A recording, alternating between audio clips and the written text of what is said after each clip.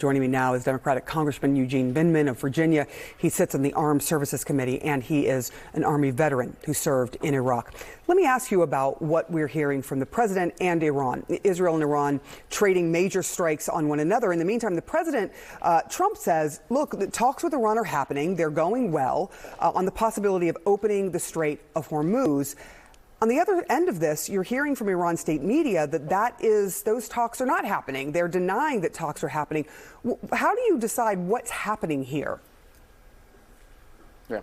Unfortunately, Sarah, thanks for having me this morning. Unfortunately, I don't believe President Trump. Turns out he's not very good at his job. In fact, he's spending more time in Mar-a-Lago playing golf than he is devoting attention to this war. And it's showing. Right now, we're at $29 billion for the cost of this war. I've got a ticker here I pay attention to. We have 13 Americans that have been killed, hundreds that are wounded, and the president is nowhere near figuring out where this war ends, what is the end state, and frankly, I'm very concerned. The Iranians are the ones that control the Strait of Hormuz. They're, by some reports, charging $2 million a tanker for transit. They get to decide who comes across, who doesn't. And it's not the United States, and that's because the president does not have a strategy.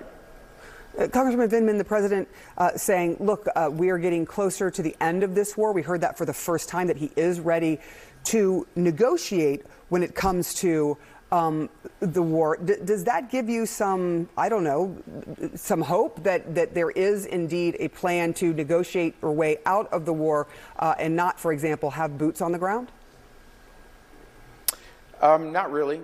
We have thousands of troops flowing into the region. We have thousands of soldiers from the 82nd Airborne and Marines that are going in. At the same time, the president's saying we're ready to negotiate. I'm happy to hear that we're in a position that we want to negotiate a solution. Opening the strait, anybody that is well versed in this region could have told you that it's extremely, extremely difficult to open the Strait of Hormuz without significant military forces, including boots on the ground. And so getting to the point where we're ready to negotiate is where we need to be. But I don't think the president has fully decided. It's unclear to me whether he still wants to have regime change or he's backing off this idea that we're going to be able to completely eliminate a nuclear capability, which apparently, 8 months ago in the first strikes, Midnight Hammer, were obliterated. So I'm very skeptical, but I do know one thing for sure is that I have very little confidence in the senior leadership of this administration. Folks like Pete Hegseth, the Secretary of Defense, deals in memes and not in strategy, and we need to have real leadership in order to be able to turn the corner here. I want to turn to what's happening here in the United States with these long lines at some airports across the country, sometimes people waiting up to 3 hours to try to get through to their flights. The funding of DHS is the crux of the reason why this is all happening, because TSA workers are not getting funded, some of them having to call out sick, etc. I do wonder what you know about this potential plan that Republicans say they've come up with and say that they think can pass through. What are you learning? Well, look, I think we had the framework for a deal. In fact, I saw what the outline of the deal was. I think there's obviously room for negotiation. We want to ensure there are safeguards. We want to make sure that ICE is actually cognizant in protecting Americans' fundamental constitutional and civil rights. We had a framework. We were moving forward with that framework, and then the president sounds like he killed it. By admission of Senator Kennedy, Republican out of Louisiana, said the president killed this deal. So this is squarely on the president's shoulders. I'm going to play that for you because that was something that we saw, so we were wondering what your thoughts are on that. But you just mentioned Senator Kennedy, who plainly said that the president killed a compromise that senators were willing to make, Republican senators with Democrats, in what was a version of a bill. Let me let you hear his words. The Democrats have offered to open up everything but ICE. Ted and I said, okay, let's accept their offer.